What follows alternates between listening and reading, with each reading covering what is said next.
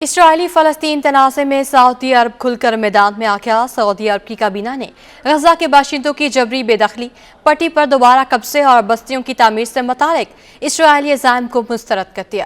عرب media کے مطابق کابینہ اجلاس منگل کو ریاض میں شاہ سلمان عبدالعزیز کی زیر صدارت ہوا۔ وزیر اطلاعات سلمان الدوسری نے اجلاس کے بعد بتایا کہ کابینہ میں علاقائی اور بین الاقوامی حالات بارے تبادلہ خیال، بالخصوص فلسطینی علاقوں کی تازہ صورتحال پر توجہ مرکوز کی گئی۔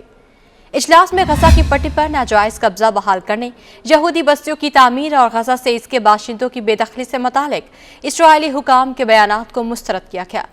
اجلاس میں واضح کیا گیا کہ انسانی قانون اور بین الاقوامی قانونی ضوابط کی خلاف ورزی پر احتساب کا نظام مؤثر کرنے کے لیے بین الاقوامی برادری کو مل کر کوشش کرنا ہوگی۔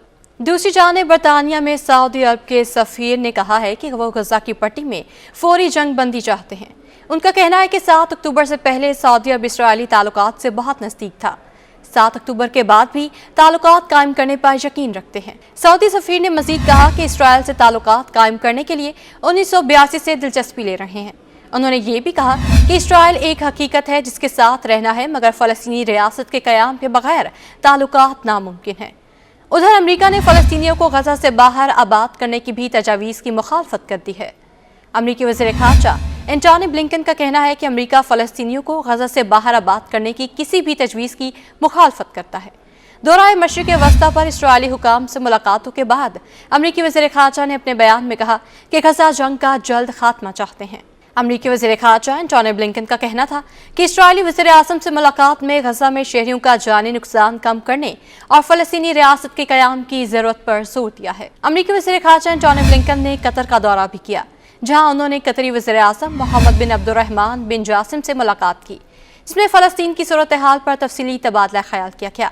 امریکی وزیر خارجہ کے ہمراہ نیوز کانفرنس کرتے ہوئے قطری وزیر اعظم محمد بن عبد الرحمن بن جاسم نے کہا کہ اینٹونی بلنکن سے غزہ میں جنگ بندی اور یرغمالیوں مالک کی رہائی کے حوالے سے گفتگو ہوئی ہے۔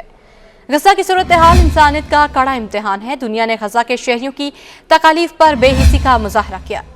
قطر ثالثی کی کوششیں جاری رکھے ہوئے ہے۔ امریکی وزیر خارجہ اینٹونی بلنکن نے کہا کہ فلسطینیوں کو جنوب کی جانب دھکیلنے کی مذمت کرتے ہیں۔ غزہ میں فلسطینیوں کی نسل کشی بند ہونی چاہیے۔ امریکہ نہیں چاہتا کہ معصوم اور نہتے شہریوں کو نشانہ بنایا جائے۔ امریکہ چاہتا ہے کہ غزہ کے لوگوں تک امداد کی فراہمی یقینی بنائی جائے۔